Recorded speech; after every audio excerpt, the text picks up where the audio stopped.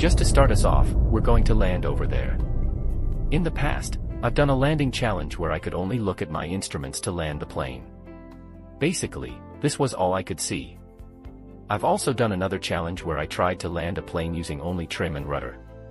Today, we're going to do what I previously said was a very bad idea, combining the two.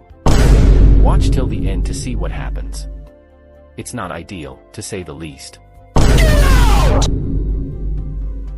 As you can see here, these are the only two things I can use. They are the rudder and horizontal stabilizer trim, which primarily give yaw and nose up or nose down tendency respectively.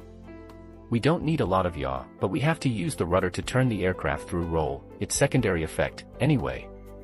Although trim is a very bad way to control the pitch of the aircraft during a stage of flight like this, we'll have to deal with it.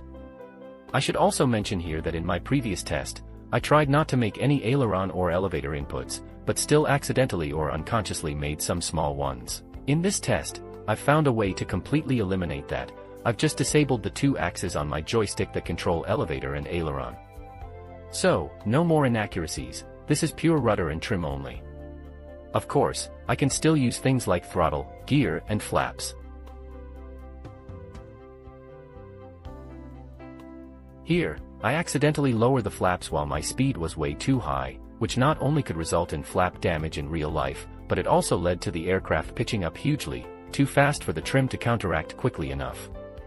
This pitch up led to a quick loss of speed, so I pushed the throttles into toga. This resolved the speed issue, but it only aggravated the pitch-up situation since the undermount engines produce a nose-up momentum when producing thrust. Then, the effects of my huge trim-down input start to kick in. I've also lowered the gear during this mess, something you've probably already noticed. To pitch down faster, I reduced thrust to idle, which was a big mistake. Combined with my absolutely gigantic nose-down trim input, the climb quickly turned into a dive, and I started gaining too much speed. And then, guess what I did? I went full throttle. I mean, yeah, it helps the plane recover from the dive, but I gained way too much speed in the process. Going back to my actual view here, you can see our dive. We went to 10 degrees nose down, and our speed increased to a maximum of almost 180 knots, which is way above the flaps 40 limit. I should also mention that we are too low and offset to the left here.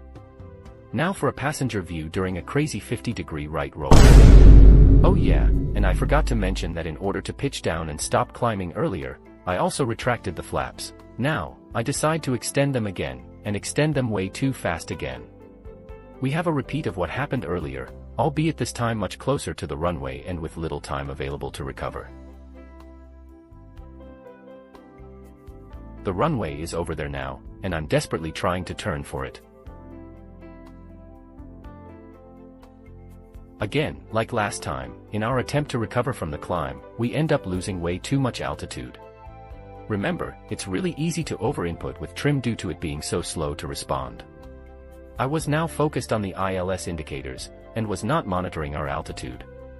So when we suddenly leveled out when hitting the ground, it took me a while to realize that we had actually touched down, and when I did, we had already bounced back up. Stupidly, I extended the spoilers, braked, and deployed reverse thrust. I then realized that we were not on the ground anymore and stopped the reverse thrust and braking, but I forgot about the spoilers. With an airspeed of just 90 knots, the plane stalled and slammed hard into the ground way short of the runway.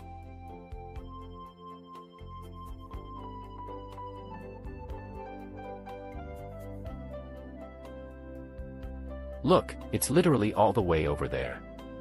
Just to give you a sense of how far we were, here's the map I opened after we came to a stop. There's our intended landing runway, and, well, here we are. If you enjoy this type of stupid challenges, do consider subscribing as you'll get notified whenever I upload a new one. Also, please do hit that like button below. As always, thanks for flying with Aviation today. Stay safe and fly safe.